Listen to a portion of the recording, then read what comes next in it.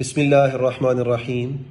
اسلام میں استاد کا، ٹیچر کا بہت اونچا مقام ہے۔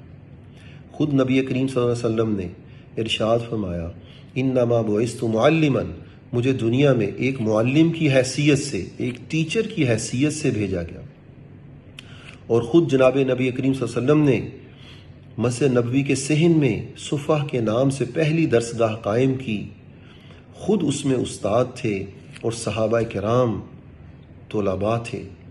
صحابہ نے ایسی عزت کی اپنے استاد کی، جناب نبی کریم صلی اللہ علیہ وسلم کی، کہ اللہ نے دنیا اور آخرت دونوں جہانوں میں کامیاب کیا۔ تو استاد، اس کی عزت سے دونوں جہانوں میں کامیابیاں ملتی ہیں۔